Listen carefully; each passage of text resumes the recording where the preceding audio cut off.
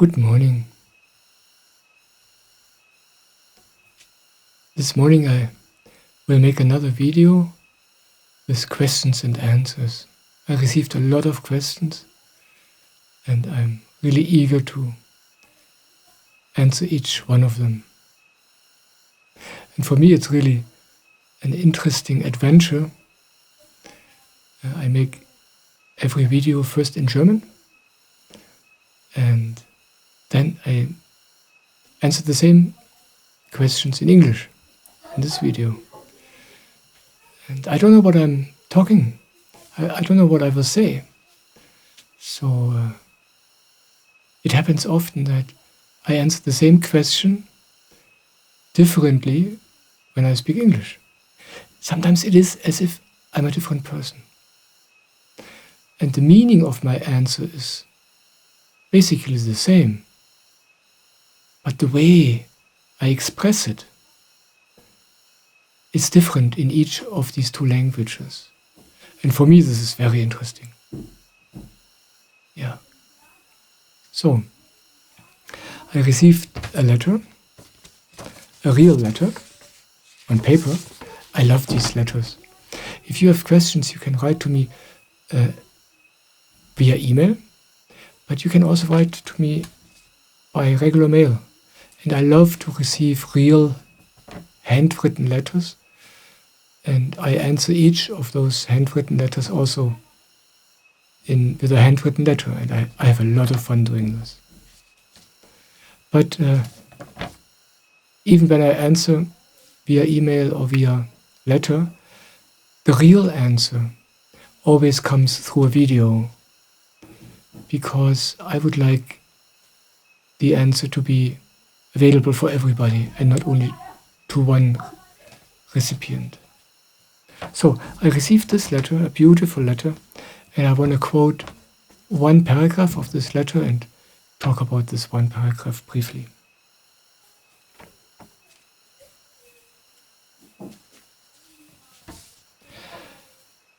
You help me with saying goodbye step by step to the movies and sitcoms I'm watching so much. Since a long time I'm in a kind of a process, and by now it's often that I only watch like 30 minutes and then I stop. And now I also have your videos. They let me look into the direction where my soul wants to look.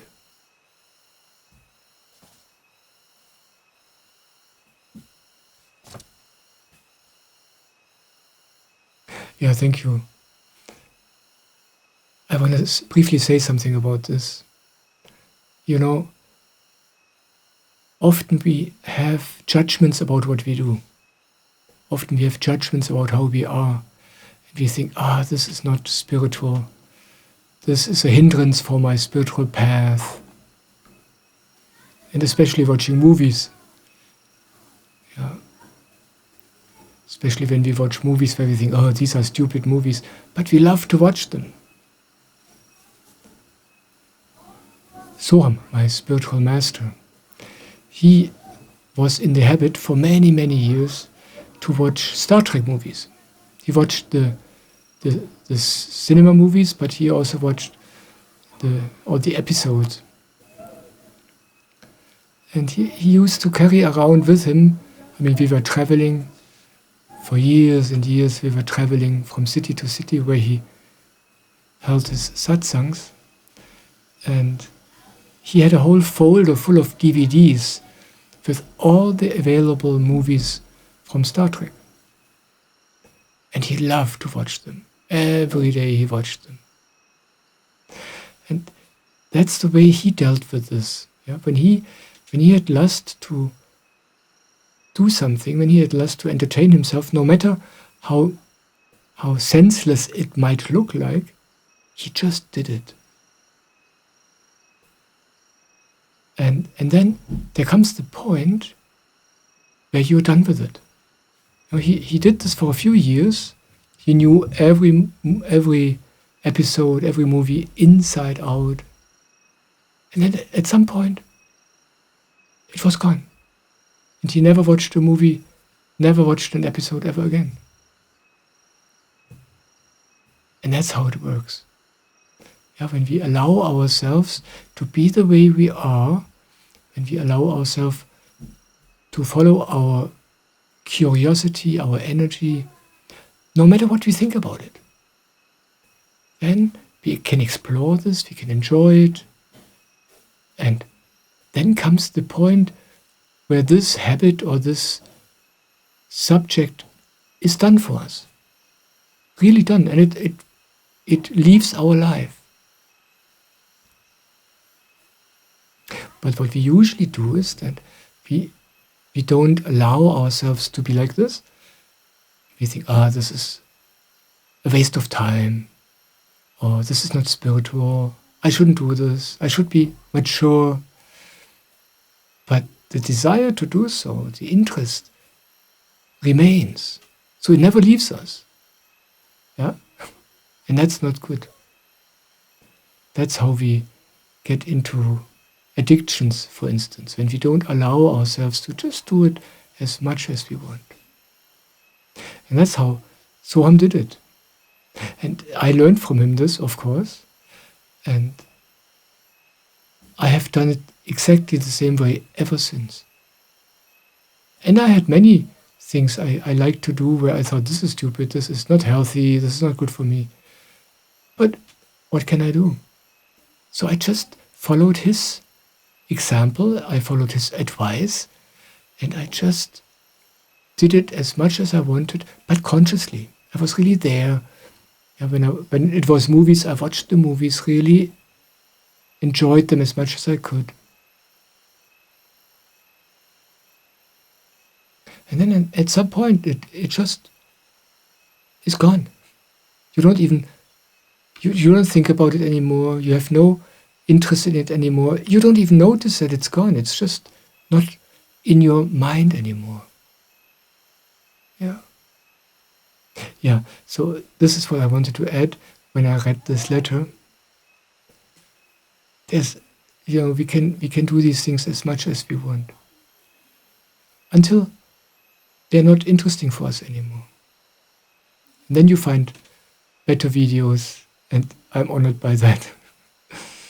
Yeah, thank you. So now I will answer a couple of emails. I received a lot of emails, and I will try to answer as many of them in this video today as possible.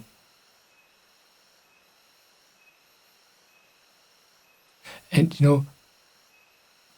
I love these questions. I wanted to tell you about this. Last night I was reading a couple of letters I received and a few emails. And I feel so blessed by this. I can't even explain to you why I feel like this, but when I get your questions and when I'm allowed to answer, it is a blessing for me. And a joy, of course. But it's like a gift for me that I receive these questions, that I can read them, and that I can let the answer flow through me. This is so beautiful for me. So thank you for your trust and for your love and for your questions.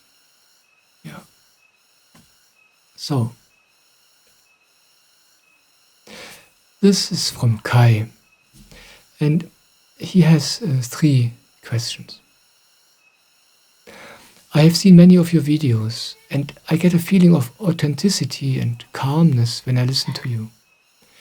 I have been practicing Samarpan meditation for several weeks now. But as I have experienced for years, I find it difficult not to have thoughts constantly interfering while I'm meditating. I want to briefly interrupt at this point. What Kai writes here is something everybody experiences. You sit down for meditation, and you think meditation is about entering a calm, thoughtless state and be happy. And then this doesn't happen. You sit there, you do the Samarpan meditation, you put your attention to the crown chakra, to the spot here. But your attention doesn't stay there. The next moment you notice, I'm in thoughts. Then you return to this spot, to this crown chakra again, with your attention. And before you know it, your body distracts you. Some itch, some pain, and then another thought, and another thought. This is totally normal. This is, in fact, why we meditate. It's a common misunderstanding. People think you meditate to reach a state of something while you meditate. Some state. Peace, happiness, thoughtlessness, whatever it is. But this is not true. This does not happen through meditation. In the meditation, you practice to control your awareness. You don't even know it, but up to this point in your life, you have not been master of your awareness. Your awareness goes here and there, wherever it's being pulled to. Yeah, some advertisement somewhere and you look at it. Somebody says something and you listen. You don't even know whether you want this or not. It just happens. And when you meditate, then you experience it totally clearly. You want to put your attention to the crown chakra. But then a thought comes and boom, your attention is gone. And we practice to direct our attention back to where we want it. Again and again and again. It's like when you do muscle training, when you go to the fitness studio. You do muscle training because your muscle is weak and you want it to become stronger. So you don't expect your muscle to be strong the first time you do the exercise. You know it's weak. That's why you do the exercise. And then over the weeks, over the month, your muscle grows in strength, slowly, slowly. And it becomes stronger and stronger. It's a totally natural effect. And it's the same with the Samarpan meditation. You put your attention to a very beneficial spot. To have the attention at the crown chakra is miraculous. But it doesn't stay there. You have to learn this. Yeah? The strength of your chitta, that's how the Indian gurus call this, your ability to control your awareness. That has to go. It's totally weak right now. This muscle, it's not a muscle, but I just used this picture. This muscle in you is totally undeveloped, totally weak, almost non-existent. So when you sit down and do the first exercise, you notice its weakness. And that's good. Then you practice this meditation every morning for half an hour, every day, every week, every month. And then this ability grows over time, slowly, slowly. And it is like this. Also for me, I do this meditation now since many years, since 6 years. And when I sit down for meditation, I still have the same experiences like you. I sit down, I put my attention to the crown chakra, and I notice the thoughts, loud as ever. The thoughts don't go away.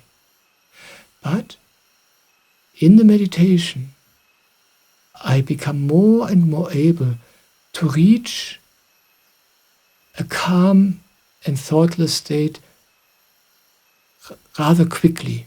Yeah? In your case, maybe you experience this for a few seconds at the end of half an hour.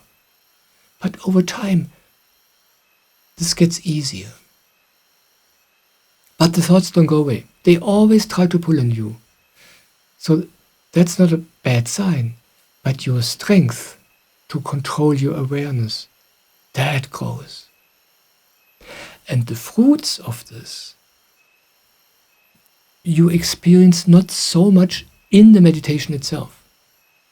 In the meditation, you experience the challenges, the thoughts, and the distractions by the body. But this growing strength of your chitta, of your awareness, the fruits of this, you begin to discover in your everyday life, outside of this half an hour of formal meditation. And then it is as if your everyday life slowly becomes a bit more meditative, month by month, year by year. And your life changes. And you become calmer and more quiet and more peaceful and happier. And your life transforms slowly. You don't even know how this is possible. But that happens outside of the meditation. So what you report is not a problem at all. It's actually a good sign.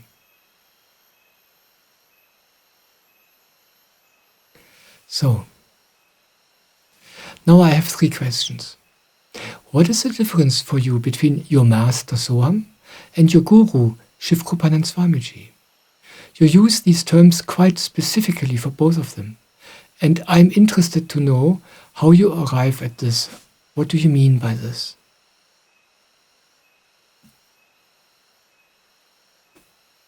Yeah, I talk about my master Soham. 23 years ago I came to him. And I'm with him to this day. He is my master. He's my spiritual master. And 6 years ago I met Shivkrupanand Swamiji. We call him Swamiji. And he's my guru. Now, what I'm talking about now is not an official definition of the word master and the word guru. I tell you how it is for me. And this has not so much to do with an official difference between the 2 words, but how these 2 people affected my life. When I met my master, Soham, he taught me to make peace with myself. He brought me to myself, turned me inwards. He taught me to be in peace with myself and with everything else in my life, to be here in the moment rather than in my thoughts. He taught me happiness. And for me, he was my spiritual master. I don't know why I called him like this, but this was clear for me to this day. And after a few years, after 15 years or so, I arrived at a point in my life where I was just happy. I wasn't looking for anything. I didn't look for more peace or more happiness. I was totally content. And I didn't know that there would be more to discover. I was happier than anybody else I knew in my life, with the one exception of Soham.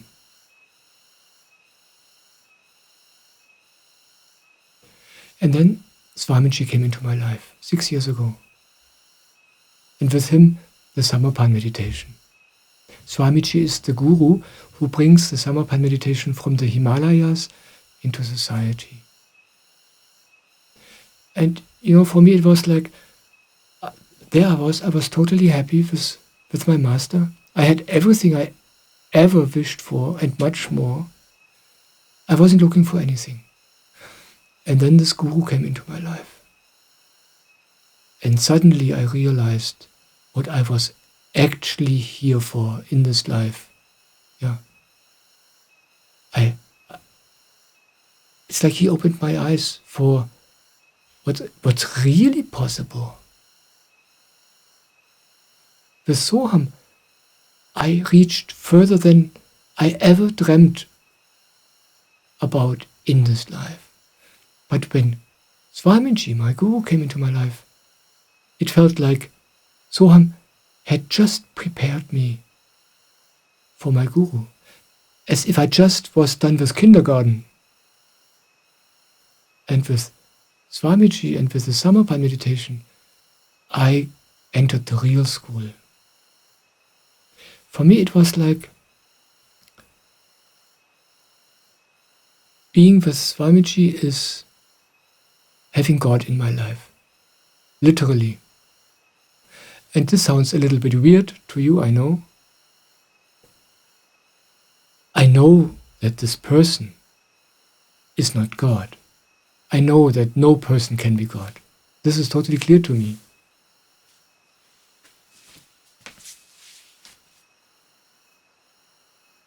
But I'm talking about the personal experience you have. For me, it is like when Swamiji came into my life, it's like I got a direct connection to God inside of myself. Since then.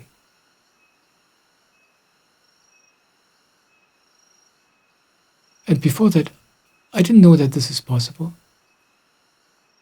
I didn't even know that I was looking for this.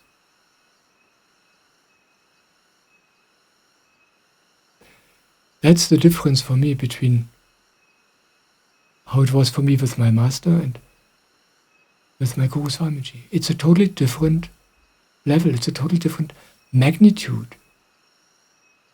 It's like, Jesus was a guru. One of the greatest gurus who ever walked on this earth. And there was John the Baptist.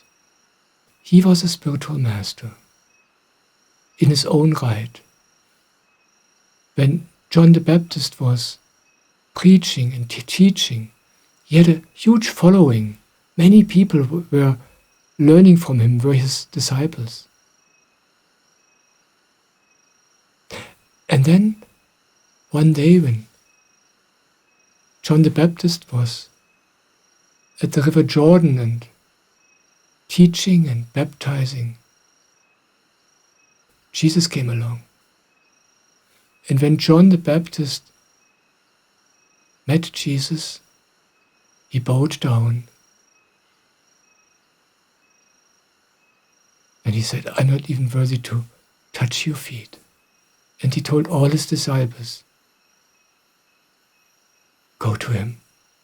I have nothing to tell you. He's the source."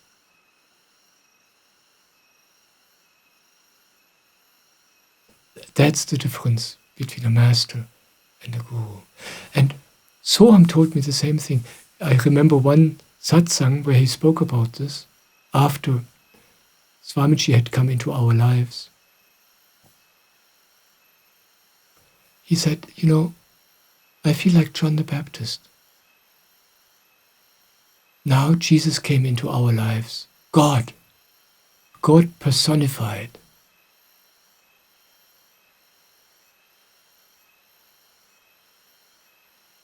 And Soham said, and now all I can tell is, all of my disciples I can only tell, go to him. Go to him. I have nothing to tell you. Yeah, that's the difference. And you can only understand this when you experience it yourself. Yeah, when you hear this, that somebody says, he's God for me. You have to meet a living Jesus, a living guru. Not the Jesus in the Bible, but a Jesus in your life, and then you know what I'm talking about. Thank you for your question. I'm so happy to touch this subject.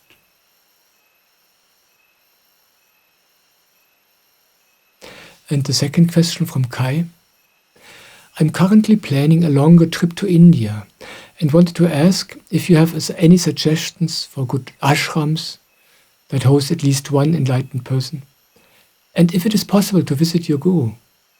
I've read so many times that just being next to enlightened beings is enough to absorb their energy. I would love to experience that.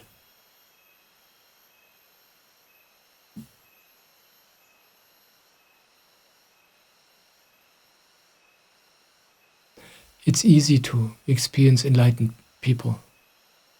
Yeah. But it's a rare gift to meet a living guru. I cannot give you any recommendations for ashrams in India. I've never been in India myself, ever. But it is possible to meet Swamiji. I've personally met him a few times when he was here in Germany. And every time it changed my life. Whenever I had the grace to meet him, to listen to his discourses live, afterwards it was like my life transformed, was raised to a new level, as if I enter an elevator and without me doing anything myself, I am lifted up a few floors and continue my path there. So when you feel the impulse and the desire to meet him, I can only advise you, go, do it. Now with Swamiji, it is like this. You can't just go to India and go to an ashram where he is. He gives everybody the opportunity to meet him at certain events. He calls them Shibirs.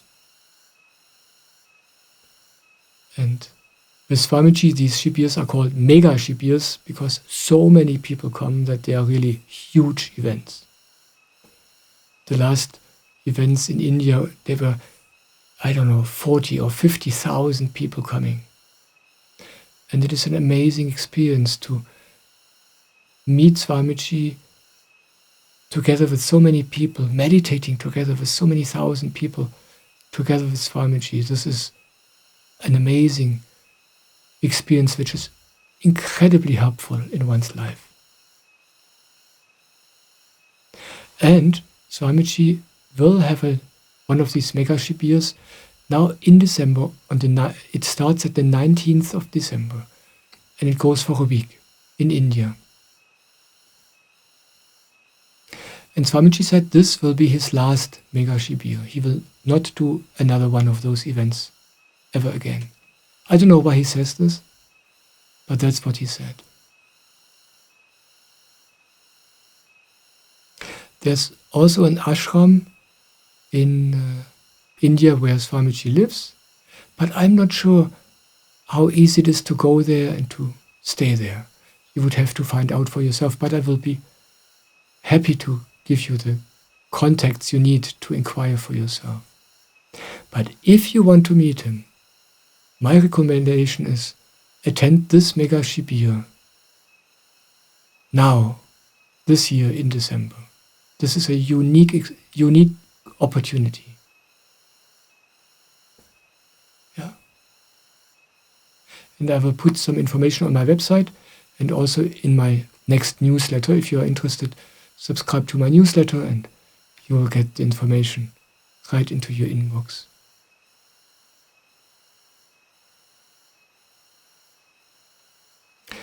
And now the last question from Kai. In Samarpan meditation, my body sometimes makes jerky movements and twists, my wrist and so on. Also my cat often makes funny noises when I recitate the mantra at the beginning of the meditation. What is going on here? And should I allow the body movements or should I immediately return to the original posture? Because that naturally distracts my focus a lot. Yeah, this is natural that this distracts your focus, and that's the whole issue. It's not important what the posture of your hands are or what your cat is doing. What you practice during the meditation is to direct your attention to the crown chakra. And as I mentioned earlier, then it's totally natural that we experience all kinds of distractions, not only from our thoughts, but also from our body. And then we hear noises from the surroundings, maybe children screaming or cars or whatever, or somebody coughing. And that also, all this helps us to strengthen our ability to keep our attention at the crown chakra or to return to the spot. So there's nothing wrong with this. When I meditate, I'm sitting with folded legs on the ground, and I have my hands on my knees, the palms facing upwards. That's how I sit down. And then sometimes during meditation, I do also notice that the wrists change the posture a little bit or whatever. But I don't care.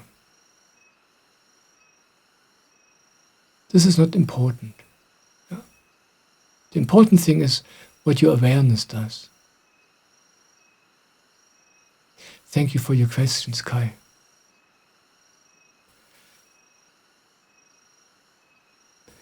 Now we come to another question from a lady, and she also asks about Swamiji's Mega Shibir, which will take place in India.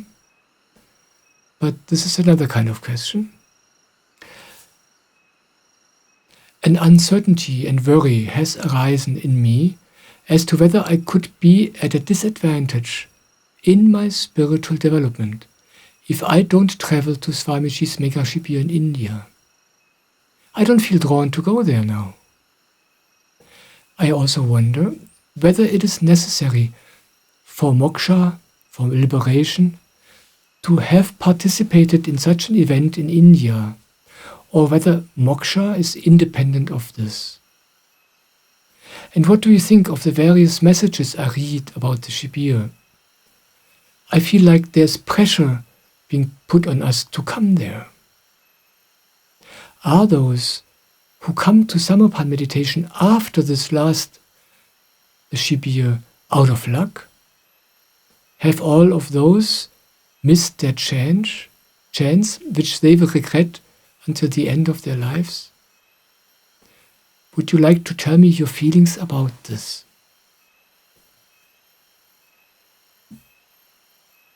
Oh yes. Thank you for this question. I'm very happy about this question. It is like this, Swamiji tells everybody, come to this Shibir, come. This is your chance. Don't miss this chance. That's how he says it.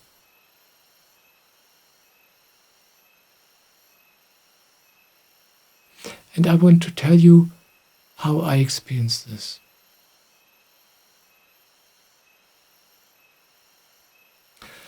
In these many years I'm with my master Soham, I've experienced it a lot in his satsangs that people came to him and asked him. They asked him, Soham, you said this and this, but I can't do this. I don't want to do this. Am I a bad person? Do I do something wrong? And Soham said over and over the same thing. He says, if you have resonance with something I say, that's for you. And this can be even difficult things. Sometimes Soham says something, or maybe I do say something, which is a challenge for you, where you think, oh, I don't know, I don't want this is difficult. But you feel the resonance. You notice in yourself, yes, this is true, yes, I want to do this. And that's your guide. That's your compass. And then Soham said, sometimes you hear something from me and you don't feel any resonance.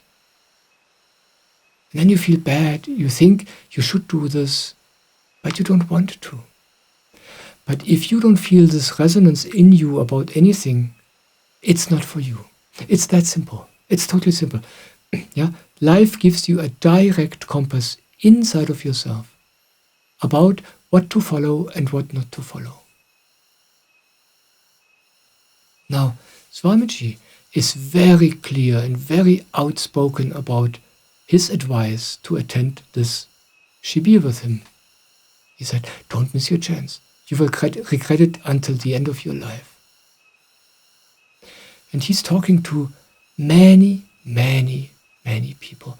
He's talking to many people who never meditated ever before in their lives. Here in the West, we have this image of India as a very spiritual country and everybody meditating. This is not true. India has a beautiful, ancient, spiritual tradition and culture, and this is such a gift. But the people in the country, most of them, are not like this. Most of them never meditated ever before in their lives. And Swamiji talks to all kinds of people.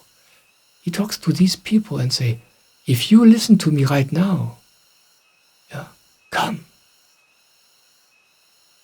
And then there are people, especially people who listen to me, who also already know the meditation and know Swamiji.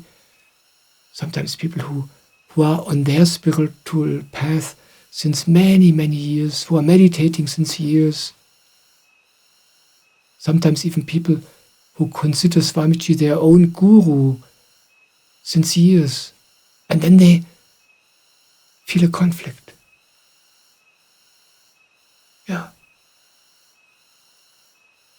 They hear Swamiji say this, but they don't feel the energy to go there. I'm one of them. I don't feel a conflict, but I will not go. Because I don't feel this energy. I don't feel this energy to go there.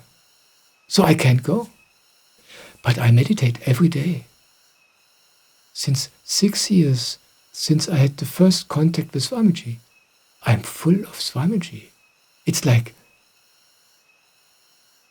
he's with me all the time.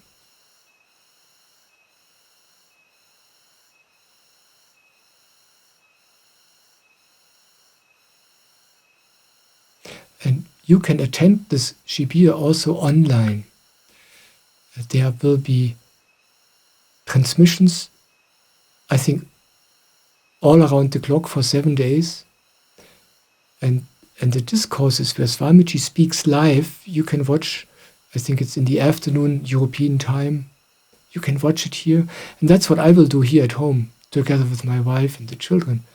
We will celebrate this time here. We will dedicate this week to be with Swamiji. We will arrange our days. We will give this space in our lives, in our house, in our hearts. That's how I do it. This is what I feel energy for. And apart from that, every day, this energy I feel from my guru, this Swamiji energy I feel inside, that's my guide. That fills me every day of my life. So, you only can answer this question you posed for yourself. Will you regret it? Should you go? You need to listen to your own soul, to your own compass. And I would do it like this. Become very quiet. Don't think about it. Ask your own soul, do you want to go there? And if your soul tells you, hey, I'm totally happy, I have everything I need, then be happy. But if your soul tells you, I would love to go there, and then your mind comes, but, and then you get 1,000 reasons why not, then listen to your soul. The answer you have to find inside of yourself. I told you what I think Swamiji is talking about. This is only my opinion, I cannot talk for Swamiji. And I told you what I do and how I do it and why. And now you have to find your own answer.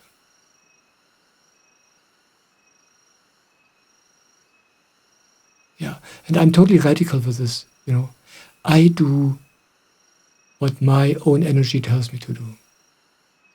Always. And I believe this is a good compass. And that's what I encourage you and everybody else in all of my videos. Thank you for your question.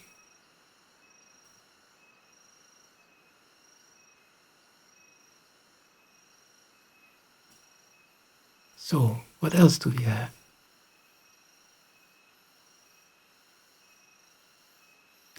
Now, I have a question from a lady who writes to me.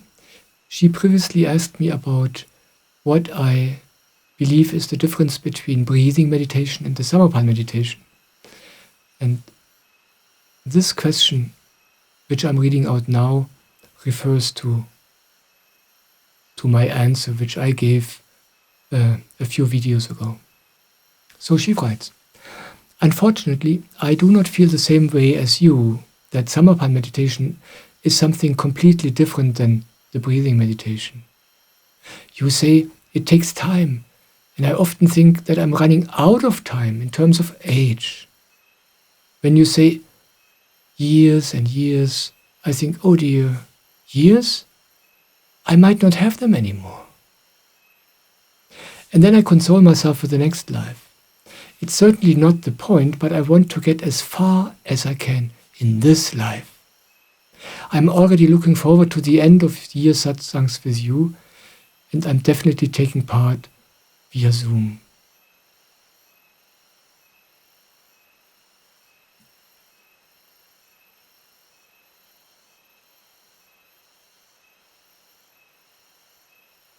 Thank you for this question. I love this question.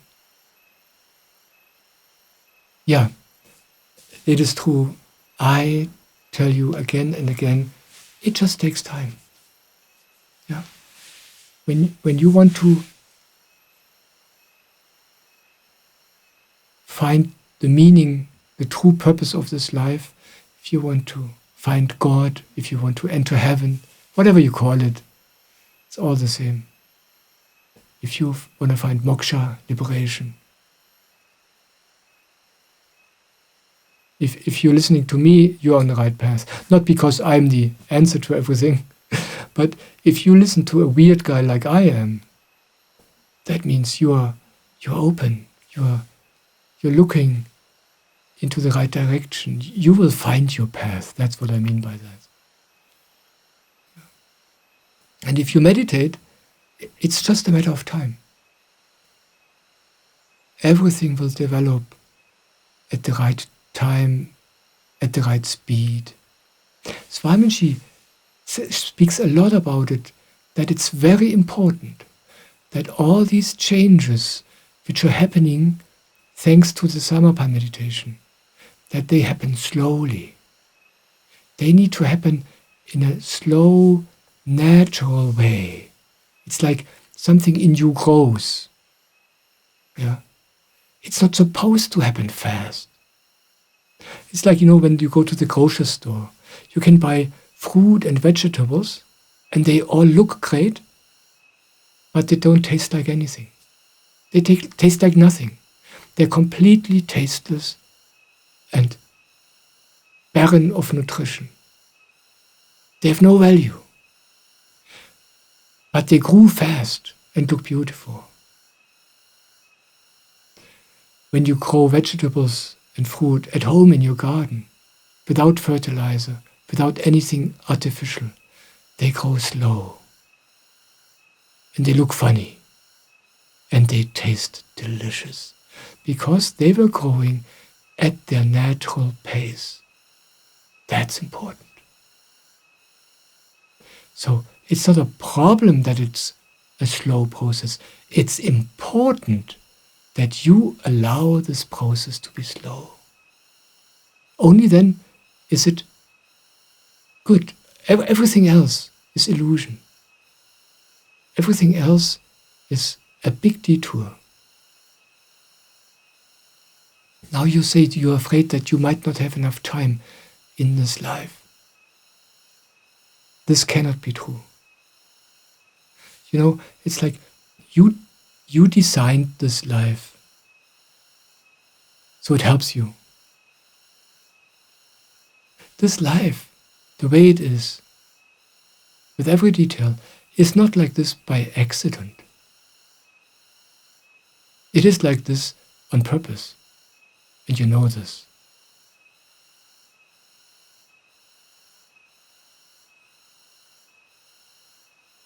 So there's no need to worry.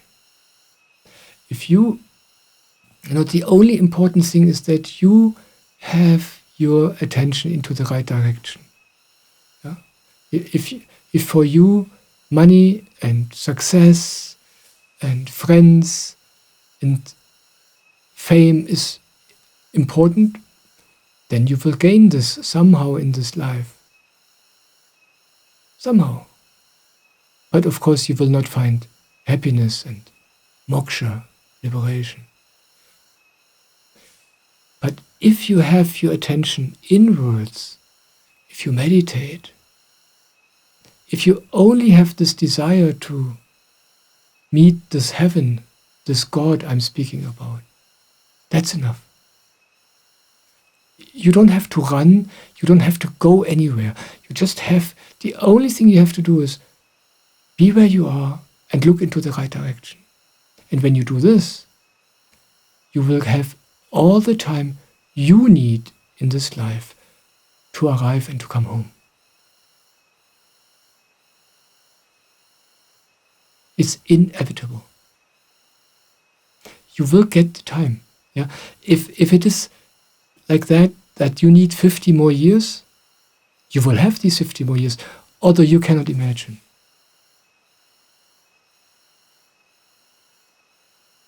But I doubt that you need that much. Yeah. Trust. Samarpan. The word samarpan means surrender. And surrender is something which happens through trust.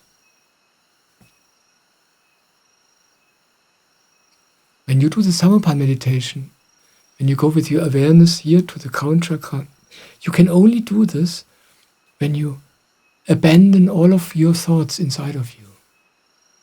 And you can only do that if you trust that everything will be fine, even when you disregard all these important and urgent thoughts you always have in your head. You just are forced to surrender. You are forced to trust if you want to arrive with your attention here for more than a half of a second. And this trust, this surrender, is all you need. This intention to be there, to look into this direction.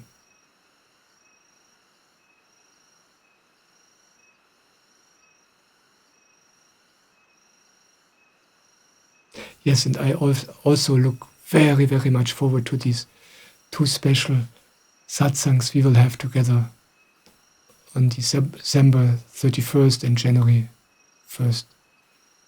Yeah, I'm looking forward to meet you there. Thank you.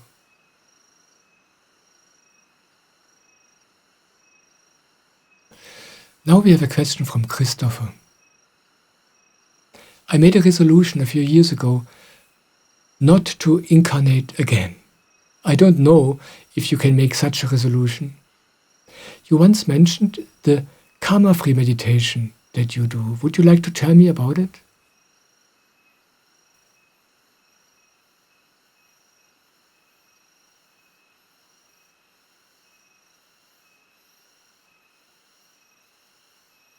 Thank you for this beautiful question. I love to talk about it. Of course, you cannot make a resolution to not incarnate again. That doesn't work. But it is like this. This life, this life where you begin to meditate, this life where you listen to somebody like me or other people, this life you chose to wake up, to arrive. This life you chose, now it's time. Now I want to fulfill what I tried so many times before. This is the life. And it never has been easier, ever before. And so you know, inside of you, this is the life. You know I will not incarnate again. But then your intellect takes this subtle knowing and makes a decision of of his own out of this. He says, I don't want to incarnate again. And now I will see how I can do this. And that's how the mind always does it. There are scientists, it's totally interesting. Scientists discovered that the thought in the head comes after an action. It's like your hand lifts up to grab something. And you think you made the decision to lift your hand and to grab something. But scientists can measure the muscle impulses and the thoughts when they start in your head. And they find that the muscle impulse comes before the thought arises. And the brain is like an interpretation machine. The brain observes and then interprets. And one of the ways we perceive this interpretation is, that's my decision. We never made a decision. We can't make decisions. Things happen not based on our decisions. This is a beautiful illusion. But that's how we perceive this. Yeah? This is how the I, the ego, is constructed. That's the fabric of ego. And with this, it's the same. So something in you perceives this subtle knowing, this is the life I will arrive. And then your brain takes this knowing and acts as if it is his decision. Yeah, that's all, nothing else. Yeah, and you mentioned the karma-free meditation. It is a beautiful meditation from Swamiji, a guided meditation, which we do once a month on full moon night. And it's not that this meditation frees you of your karma, but doing this meditation, you experience by yourself what your spiritual path is truly about, how this works. And I find this so helpful, so encouraging, so liberating to know about this. It's like after you do this meditation a few times, you just know how it works and you know everything is fine. You know you are on the right path and it's just so helpful. I love this meditation so much. And you can do this once a month. You can find information about this on samarpanmeditation.de. But I will put information about this also into my next newsletter and on my website. So you don't have to look around and search. Yeah. And this karma-free meditation, this is a guided meditation by Swamiji. Of course, he speaks in Hindi. And then you can have this meditation with English subtitles. This is a little bit unfortunate because it's a guided meditation and of course you want to sit there with your eyes closed and with your attention somewhere up here. You don't want to read anything. And that's why I made, about 2 years ago, I made a version of this meditation video where I speak the English text after Swamiji's words. And I'm waiting for the permission to distribute or to broadcast this version. I wait for this permission, but I haven't gotten this permission yet. But you can find the text on the Samarpan meditation website, and I will give you the link so you can read the text in English, and then when you meditate, you know what it is about. But I really like to do this meditation and to be guided also with an English voice through the entire meditation. I find this very, very helpful. And I hope I can make this recording accessible to you very, very soon. If this is the case, you will hear about it in my newsletter, of course. Yeah, thank you for asking.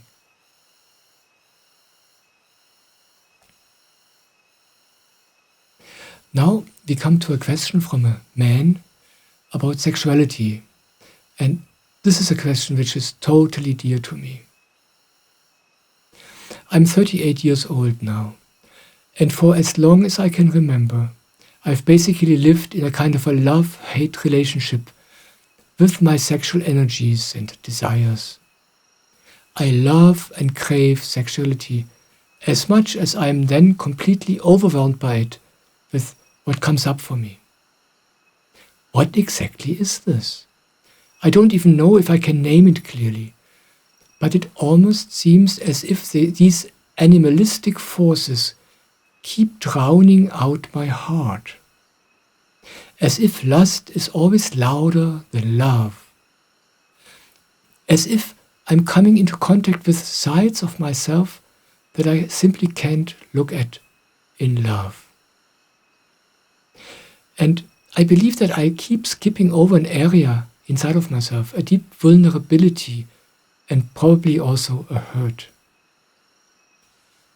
After I have allowed myself to go into sexuality, I often experience kind of a purgatory in my body for days on end, like a devastating shame, a scorching, hot energy that drives me into my head, takes me off my feet, and then I just don't understand what's happening to me anymore.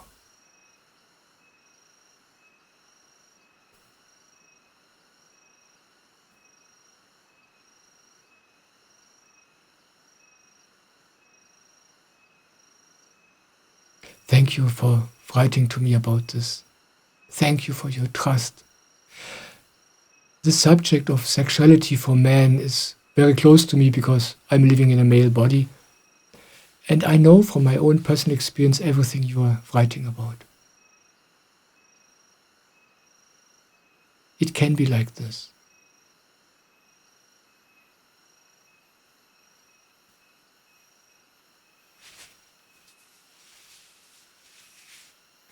And of course, what you experience is totally natural and normal. I know it doesn't feel like this for you right now, but I will tell you what I mean by that. First, I want to give you a few recommendations. What you experience, I advise you to experience it as purely as you can. And with this I mean, don't think about it. Don't judge it. Don't think about whether it's good or bad, whether it should be like this or not. It is like this. Experience it as purely as you can, directly, soft, loving. Find out how it really is what you're experiencing there. This, for us humans, this is often very difficult because we don't really experience it, we don't feel how it really feels, we think about it. And this is very, very confusing. And it leads us in circles, and it prevents us from feeling it directly. And it is especially a challenge for men. It is as if men have been taught to not feel their feelings, to not feel their animalistic nature, but rather think. And what we usually think, we think, this is dangerous, this shouldn't be, this is wrong, I should be different. But you're not different.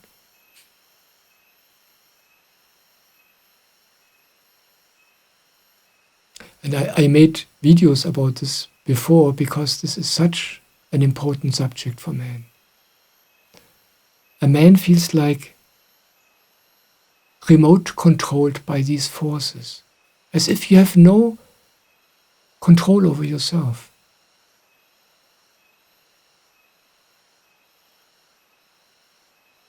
Yeah, so my first advice is experience it as directly as you can, but in a very soft, gentle way inside. Yeah, be gentle with these feelings.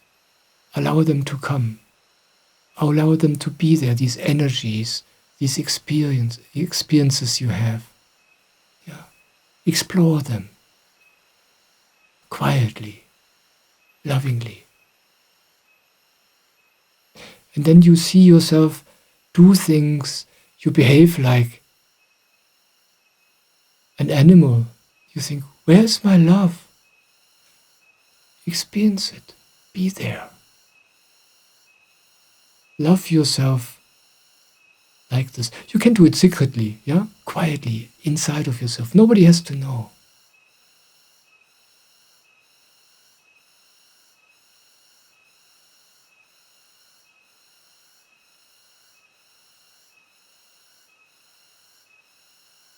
This is the one advice I want to give you. And the second advice is, it's like this. What you're dealing with is truly nature's power, animalistic forces. And there's no way you can change them. It is not possible to control these powers. But you don't have to be their victim. There is a way to be your own master and to be not an animal, so to speak. Yeah. I know exactly what you mean. This experience, you feel you are love, and then you behave like a heartless animal. I know exactly what you mean. And this, what you call your heart, you can strengthen this side. I just said you cannot make these animalistic powers smaller. It's not possible. It doesn't work. Many people have tried this. It doesn't work. But what you can do is you can make your heart grow. That's what you call heart. And you do this by the Samarpan meditation. Swamiji explained this once very beautifully, and I want to repeat it for you in case you have not heard this before. He gives us a little riddle. He draws a line on a piece of paper with a pen. And then he says, now make this line shorter without changing the line. And this line stands for this, what you are facing. Your physical nature, your bodily nature. The energies of your body. Sexuality.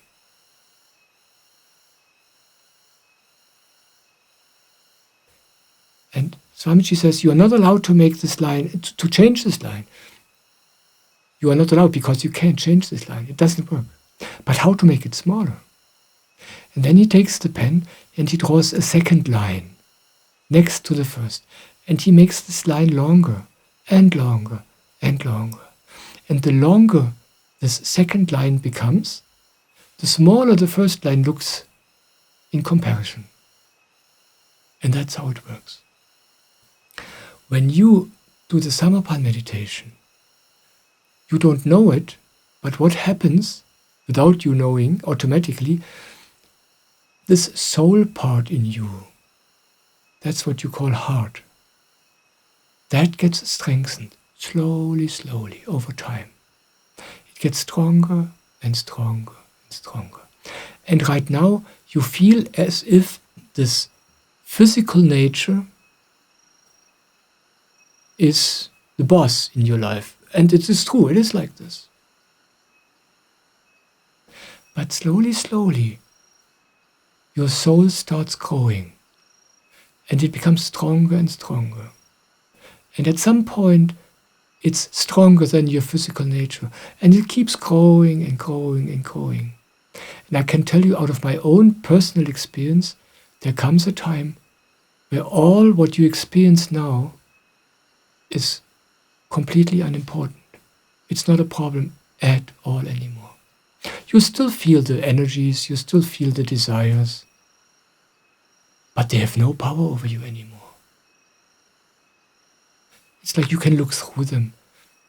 There's something in you which is much stronger.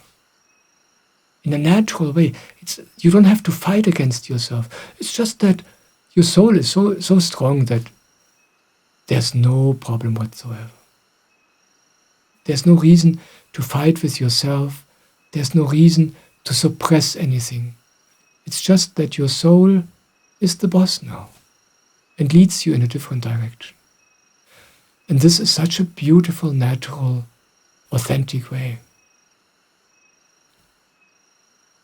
So that's my advice. Right now, these energies are very, very strong for you, overpowering. Meet them with awareness, meet them without fighting, meet them lovingly, as gentle as you can, while they are there. And at the same time, foster your soul. Do the meditation every day. You don't have to try to change yourself. That's not the point. Be the way you are. If you want to change yourself, you will only make it stronger. Be the way you are, as loving as you can be with yourself, and meditate. That's my advice. And of course, it's not my advice. I learned this from Swamiji. And earlier I was asked what the difference is between a master and a guru for me. In my personal life. And I'm a man, like you. I'm a man with a very sexual body. And I had explored sexuality while I was with my master Soham. I was in peace with it. He taught me to be in peace with it and to have no problem with this. I really learned to enjoy these energies which seem so hostile for you. But I have not learned with him to rise above them truly. This came with Swamiji. This came with the Samarpan meditation. And when the Samarpan meditation entered my life, after a few years, my soul became by itself so strong that this big issue every man faces is just not an issue anymore. I still feel the energies. This body can still get totally crazy when it comes to sex. But I don't care. It doesn't affect me anymore. I'm the master, my soul. And I want to tell you one more thing. For most men, this is not an issue at all, because they don't wake up. They enjoy their sexuality. There's no conflict. They're just living their lives. But then comes the point in your life where you begin to wake up, where you discover the inside for the first time ever, where you begin to discover your soul. A totally new direction, a totally new aspect of your being you never knew before. And then, for the first time, then you feel the discrepancy between this physical nature, this animalistic nature, and this awakening soul in you. And that's the phase you are in right now. And that's a good sign, It's a time to celebrate. It's a sign that, wow, it's happening.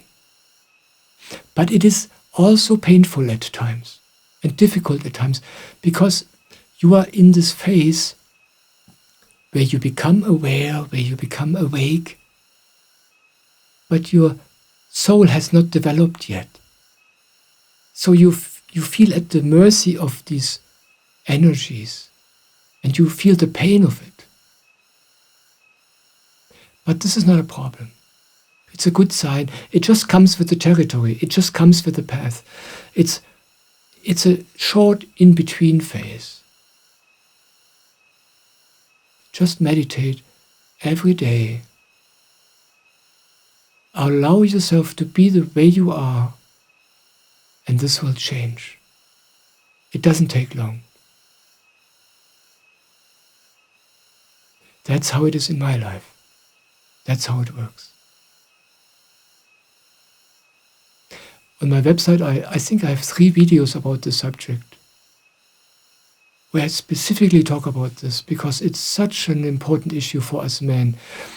When you go on my website, on the video page, you find the video categories, and there's one category called Men, and there you find these videos I was talking about. And if you don't know them yet, maybe you are interested. Maybe they are helpful in some way for you. Yeah. Thank you for your question. And if there are other men listening with questions about their manhood, about sexuality, you can write to me. I have really explored this issue, and I'm happy to comment. Thank you. I love you.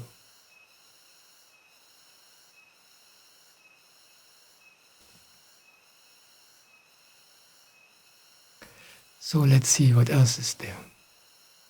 I love to answer these questions. I just love it so much.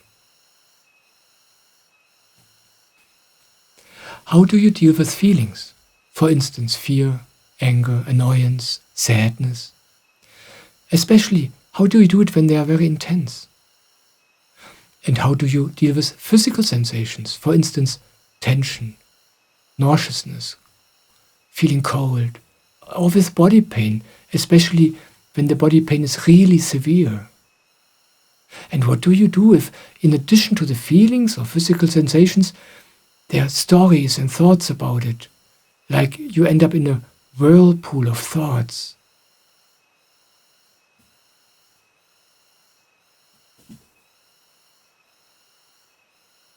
Thank you. I love these practical questions. I love them so much.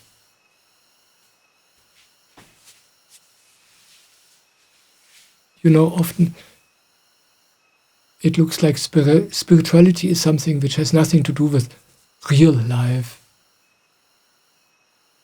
For many people, spirituality is like philosophy, something abstract, something in the head. But not for me. This is not the case. It's something practical, something to be experienced, to be felt, to be applied to life. And that's why I love these questions so much, because this gives me the opportunity to talk about it in this practical way. I'm not interested in nice spiritual quotes and stuff. They all sound so nice, but how do you live? I love this. Yeah, how do I deal with this? When I have very strong emotions, first of all, I give them space. I give myself time and space for them. When they're really strong, I withdraw so I can be alone. I close my eyes and I invite the emotions. For instance, a while ago I was visited by this feeling of being wrong, inadequate. Very strong feeling. And then I become quiet, very quiet, and then I invite the feeling to come as close as it wants to. It's like I make myself available. I say, come to me, I'm here. I won't resist.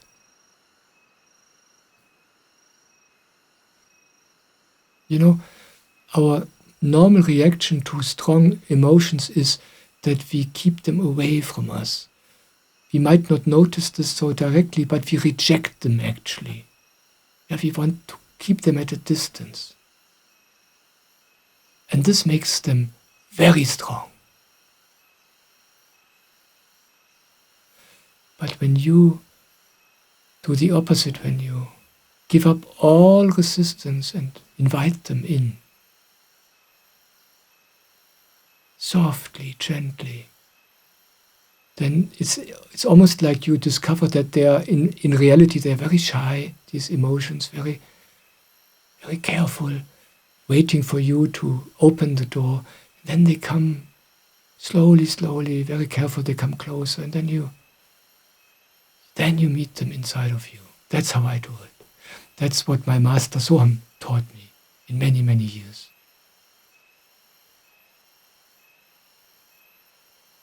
And then you discover when you meet emotions in this manner, they don't feel dangerous or threatening anymore. Quite the opposite. Sometimes it feels like you have a baby on your lap.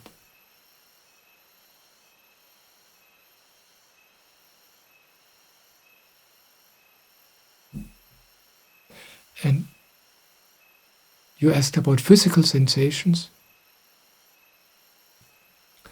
Basically, I do the same. It's a little bit different, but basically, I do the same thing. First of all, when I have strong physical sensations, for instance, pain, the first thing I do is I allow it to be there. Here usually we do the same thing like with our emotions. We don't want it. Something hurts. We don't want the hurt. But the hurt is there. Yeah.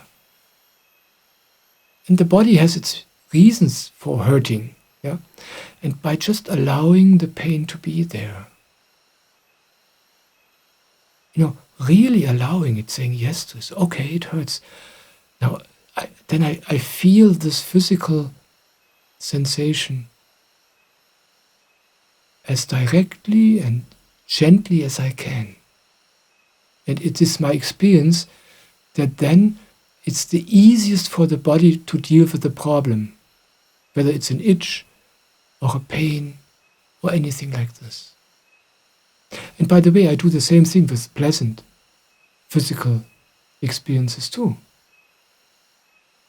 Also with beautiful emotional experiences. I become as quiet as possible and meet it pure and direct, without story, without thought. And then it's just an emotion or just a physical sensation. It comes, it visits me, and then it goes again. It doesn't mean anything. No big deal. When pain is very, very strong, or when emotions feel very, very strong, this can be challenging, because then we have the tendency to rather go into the thoughts, to avoid the emotion or to avoid the physical sensation. This is not helpful. And then when the pain is really strong, it's really an ego killer. Yeah? For me to meet very strong pain is not easy. Just a while ago, 1.5 years ago, I hurt my left leg doing a run. I don't know the English expression, but I tore a ligament, I think. I think this is what it's called in English. And in the beginning it didn't feel bad, but then a few days later it started hurting. It was extremely painful for 2 or 3 days. It was so painful that I couldn't do anything else but be with this pain. I was canceling all work, canceling everything I wanted to do. I put myself into bed and I was just feeling the pain. And I even took painkillers. And this allowed me, this softened the pain so much that it was possible again for me to meet the pain, to make friends with the pain, to invite the pain. It is a challenge, yes. The most important thing is, don't judge yourself, don't think about it, be with it as much as you can. That's how I do it. Now, your last part of the question, what do I do if thoughts come up and if this whirlpool of thoughts arise, pulling me out of the experience into the story, into the thoughts?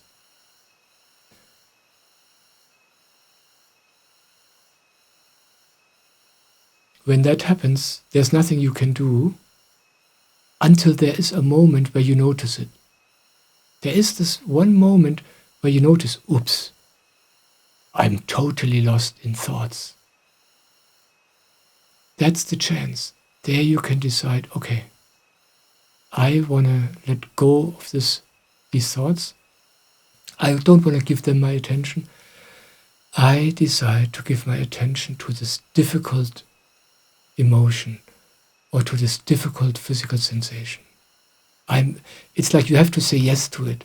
And the more you say yes to the difficult sensation or emotion, the less power the thoughts have over you. That's how I do it.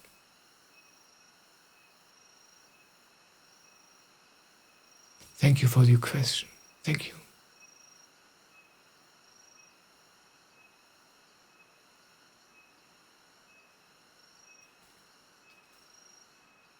Yes, and I think you have a question which goes into the same direction from a lady. I found you through your live chat Satsang on Jetzt TV, on Here Now TV, in November. I actually didn't want to watch any more Satsangs. I've seen hundreds of them from all these awakened people. But a voice in me said, have a look at this. And thank God. Because that's how I found out about the meditation. It's great. And I've been doing it now for the last 2 days. I want to briefly interrupt. This makes me so happy. Basically what I do in all of my videos is I talk about the meditation again and again. Because as I reported earlier in this video now twice, this meditation was the game changer in my life. I already had been for 17 years with my master, and I was happy.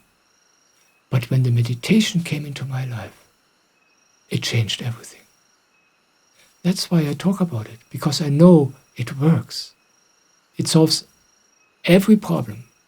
And in my videos, I talk about it from all different angles and on all different subjects to make you understand slowly, how this is possible. Yeah. And that's why I'm so happy when I hear from people that they start with the meditation. All I can do is give you the information about it, and what you make with it, it's of course your choice. Yeah. But I'm happy when somebody finds this helpful and meditates. It's often like this, that people wonder, how is it possible that a guru like Swamiji has one and the same remedy for all problems? And it is like this. There are people asking Swamiji about all kinds of problems. They come with financial problems, with problems in their job, with business-related problems, with marriage problems, any kind of problem. They ask him, what should I do? He says, meditate, and your problem will go away. And it is like this. Because meditation changes us, changes something inside of us. And then everything else changes, no matter where in our lives our problems manifest. And through all of my videos and all the examples from my life and from the lives of the people I know, I want to make it tangible and understandable for you how this is actually possible. Because this is true. It really works like this in life. Yeah. So, but let's come to the question of this lady. Now, I want to ask first, when will you be doing the introduction to the meditation yourself? Well, when I talk about the meditation, I often mention that when you want to start with a meditation, it is recommended by Swamiji that you attend an official introduction. This is simply an event. You can participate online, doesn't take long, 1 or 2 hours, and there you learn about some important facts about the meditation, how it is being properly done. It's such a simple meditation, but it is helpful when you know about a few things, so you don't have to worry about it, you don't have to think about it. Yeah. But many people have come to me and they don't want to meet other people they don't know. They ask me whether I can offer this introduction to them because they know me and they heard about the meditation through me. And so far this was not possible, but now I'm just in the process of attending a workshop where people learn how to do these introductions themselves. And this has the blessings of Swamiji. And when I'm done with this workshop in January or in February, then I will be able to also give introductions, these short but nice events where I can talk about the meditation and explain everything and show you how it works. And then you can do this together with me if you feel like this. And of course you will hear about this in my newsletter and on the website as soon as the time is there. Yeah. So, I get sidetracked here again and again.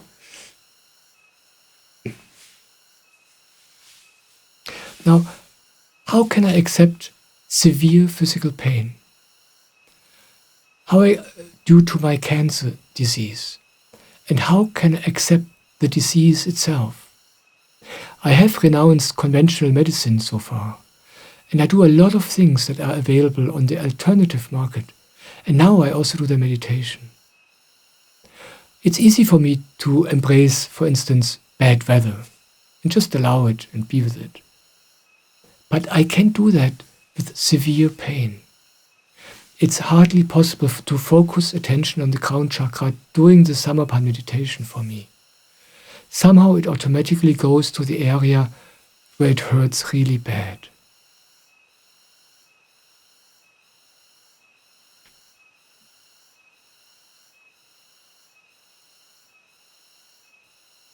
Thank you for your question. I'm totally touched.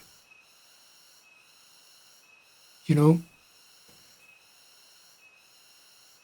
when you have severe pain, and cancer can cause severe pain, when we talk about really severe pain, it is as if you're coming to your end. It's like, I can't bear this anymore. I don't know what to do. It's like you give up. In a way, the lives we have, the purpose of the life we have is to bring us on the path where we discover our true nature. You know, we believe we are this body. We believe this body is important because this is me. We think everything in this life is important, our money, our friends, what's happening, what's not happening. And we have no clue that in reality we are a soul, eternal, totally independent of this body. And only when our physical life becomes so painful or so impossible that we can't handle it anymore, then we let go. It's like life forces us into let go. And then we discover what's really important.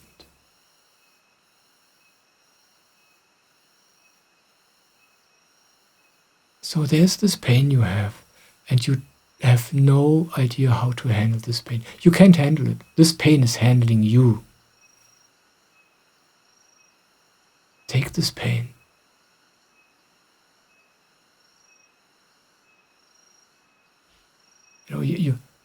You say you can't focus with your attention on the crown chakra.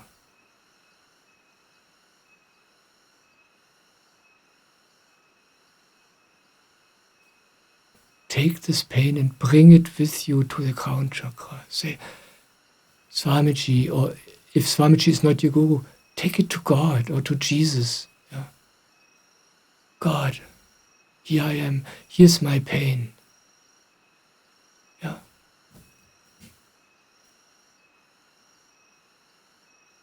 You can only put your attention to the crown chakra if you bring your pain with you, otherwise you will not be able to do this.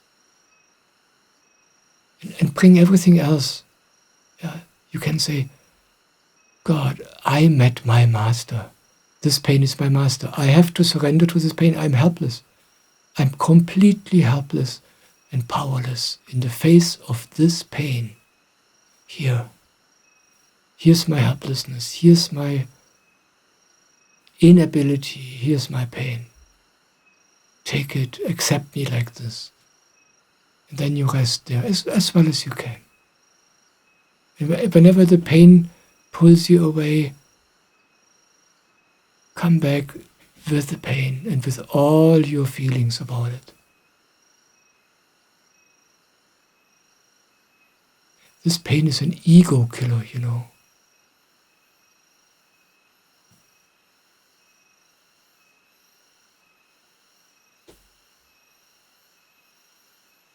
I just noticed that the candle which is burning in front of the energy picture of Swamiji went out, so I want to replace it.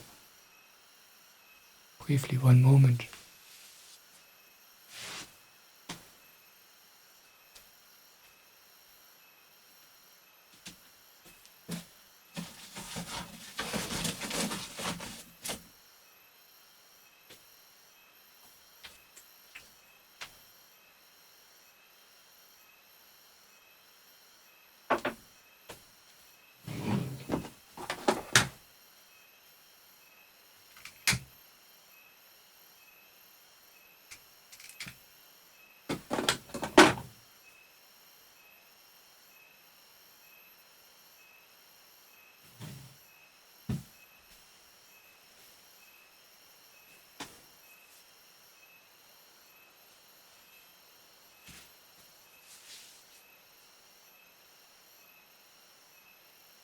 I like it when a candle burns there.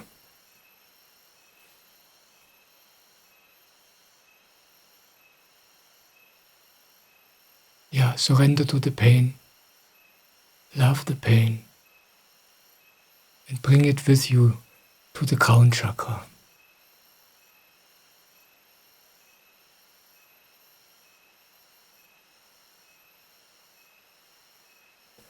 And Swamiji talks about it, you know, when we live through the karma of our life, and we experience what we have to experience in this life, we are not alone when you do the meditation. It's like when you meditate on the crown chakra,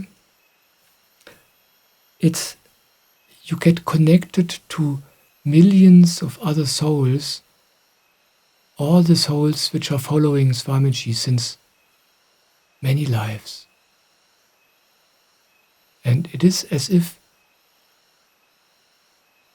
all of them carry your difficulty with you when you bring it to the crown chakra, when you meditate like this. You still have the pain. You still have the disease. You still have to live through certain things in your life, but in a very profound way. it becomes easier. That's my experience. I have seen people go through incredible, difficult experiences with the help of the Samarpan meditation. And now for them, it's like, it's all gone. They are like transformed people. It's like people with a new life. So what you go through is, in a way, natural.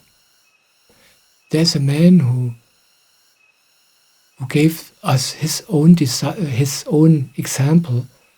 His name is Jesus. He got nailed to a cross. That was his master. He was hanging there in absolute agony. He came himself, this great master, he came to the point where he said, I can't bear it anymore. I met my master. I don't know what to do. Your will be done. Here, God, here I am. Helpless and in pain. Take me. That's what he did. And he got completely transformed because he said yes to this experience. He didn't reject it. He didn't run away from it. He couldn't. Just like you can't. Yeah. So he took it into his surrender. It made him surrender completely in a way he never surrendered before. And he got completely transformed. Not only did he survive the crucifixion, but later the people met a completely transformed Jesus. That's how it works. That's the magic of surrender. That's the magic of Samarpan. And you can trust this. This is my own experience. You can totally trust this. And I want to borrow you my trust.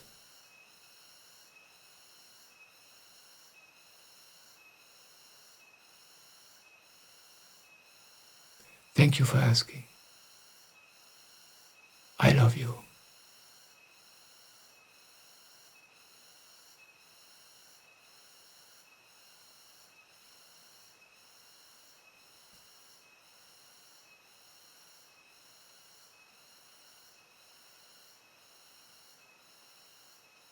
So,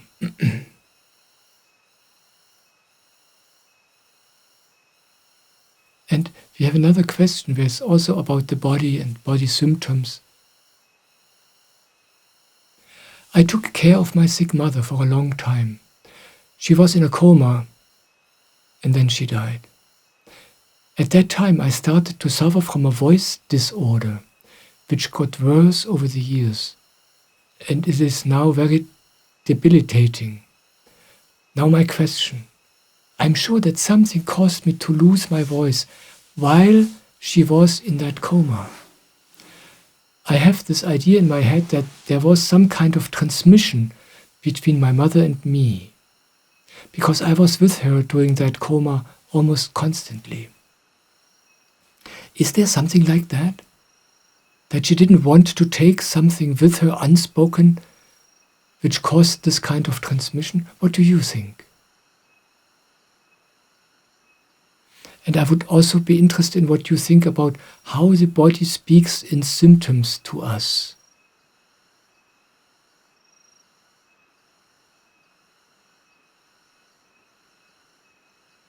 And I also have to bring up the subject of physical pain again. I had cancer. The prognosis was good from the start, and yet this disease had a firm grip on me psychologically for 1.5 years. And suddenly I knew that this cancer will be cured, but at the same time I knew that I will die of cancer, but not of this one. And now, 10 years later, My tumor markers started to rise again last year, slowly but steadily. Is this a self-fulfilling prophecy, or what should I make out of it?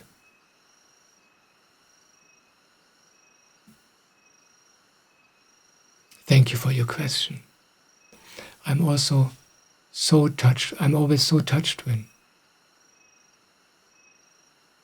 somebody comes with these existential questions to me.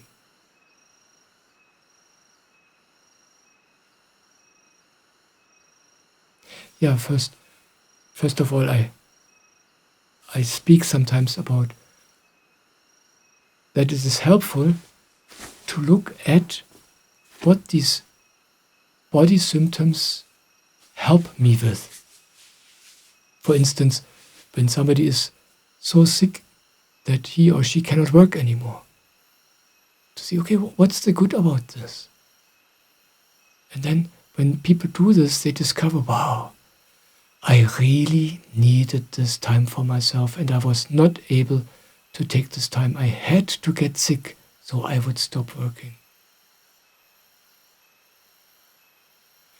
By this, I don't mean to analyze the cause of something. This is not needed. You don't have to analyze your life to understand why a certain disease arises. But when you see the good in it today, that's helpful. This helps you in saying yes to what's happening to you. To be with it, to feel it. And this is at the same time the most helpful for you to help your body to heal.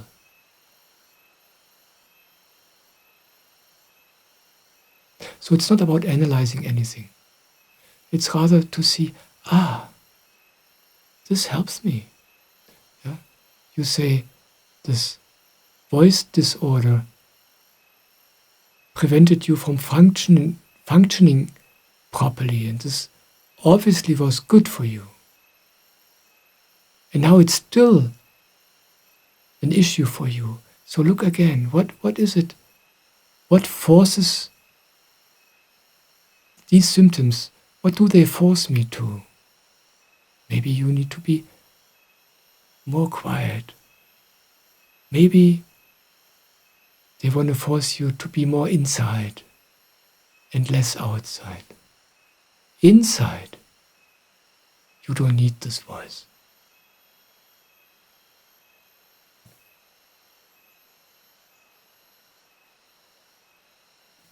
And cancer has many messages, but one of them is also go inside, find peace. One of the main causes of cancer is stress. And people don't know this because in this world we live in, stress is so normal that people don't even realize that they're completely stressed out. Even not the doctors. Yeah.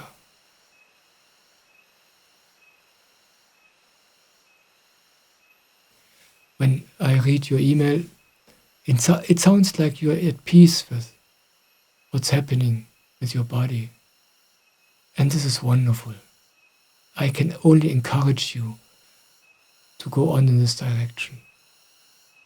You know, it doesn't matter how the body dies. It doesn't matter whether the body dies because it becomes weaker and weaker, or because there's a cancer developing. Your body will die exactly on time. My body too. The difference between you and me is that I don't know what my body will die of. But when the time is there, I will say yes, no matter what it is. With all of my heart.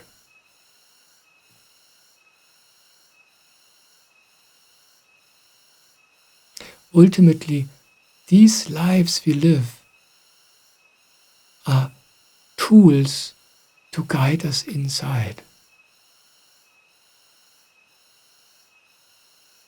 And everything I experience in my life helps me with this. And what you experience in your life, with your cancer, for instance, and also with your voice disorder, this does exactly the same thing.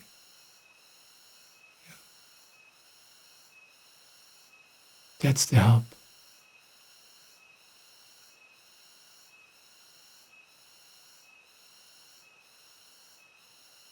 Thank you for your question. Thank you. You are blessed. I love you.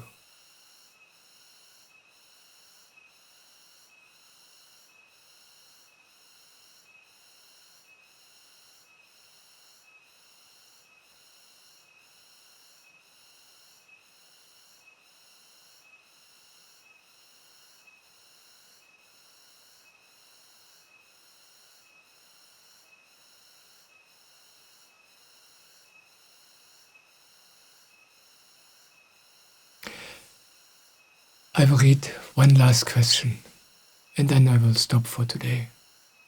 This email is from a man.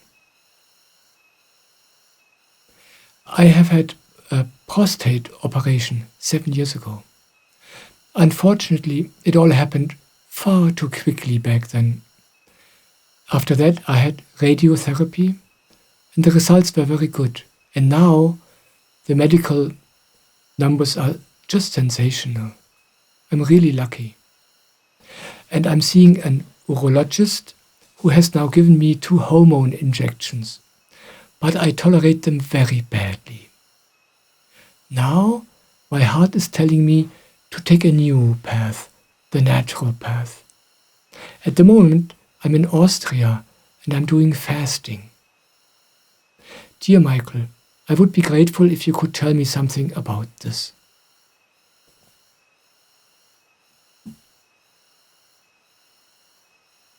Thank you for your email. This is very, very good news. This email is from a man I know since many years. I love him. And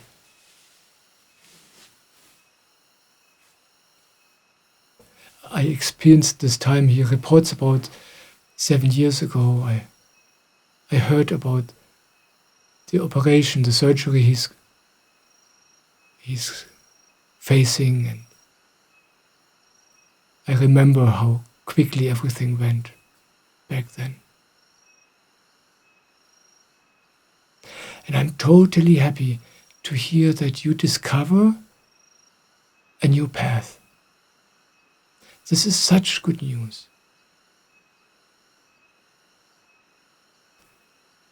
I mean, it is good news for your body because there are so many possibilities we can support these bodies.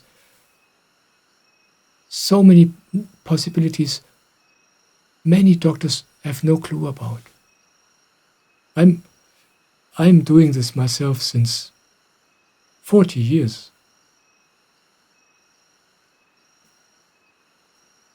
But the reason why I'm so happy to read this email is another one.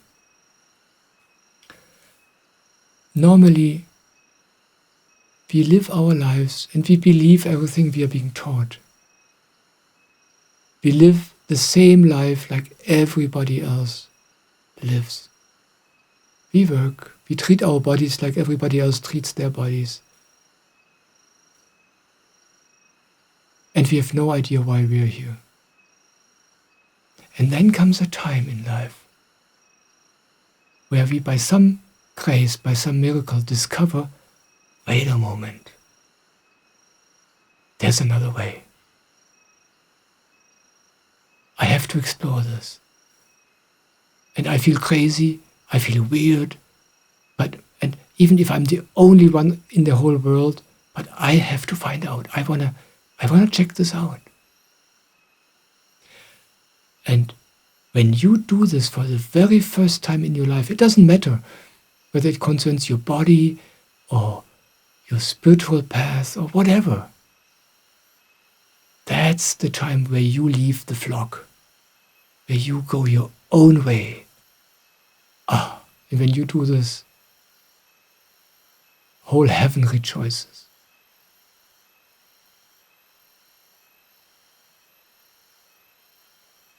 Yeah, and then you start exploring new ways to help your body.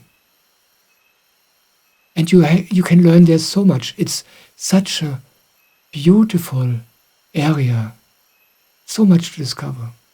And what happens when you go on this path is you become more sensitive. When you do fasting, you will experience already now how much more sensitive you become just through the fasting. And maybe this leads to some changes in your lifestyle. Maybe this leads to some changes in your diet, or how you live your life, how you live your days. Who knows? And this again leads to an increase in your sensitivity. And the more sensitive you become, the more you can feel your body. And the more you feel your body, the more you will be able to discover even more things which help your body heal. And this makes you even more sensitive.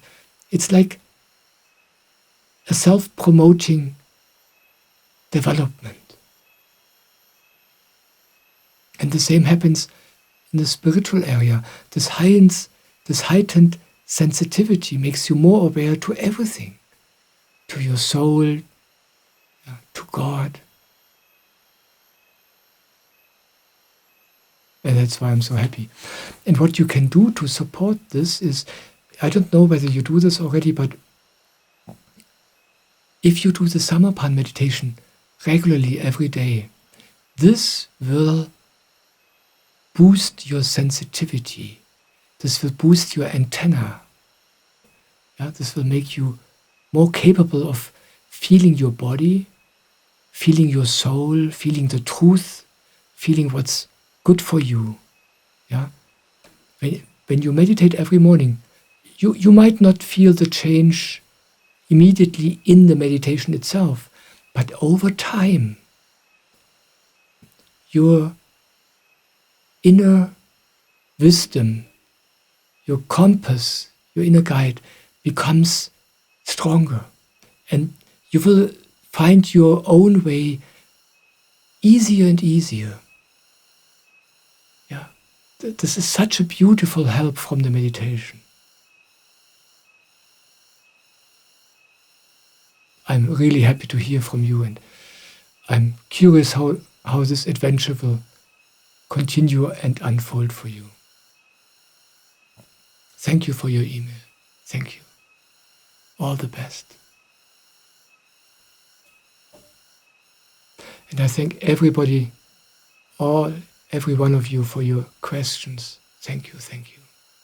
And if you have questions, you who is listening right now, I'm totally happy to receive your email or your letter, and I'm happy to comment on it at my next opportunity.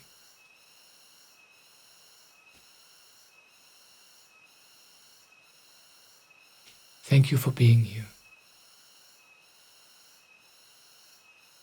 I love you.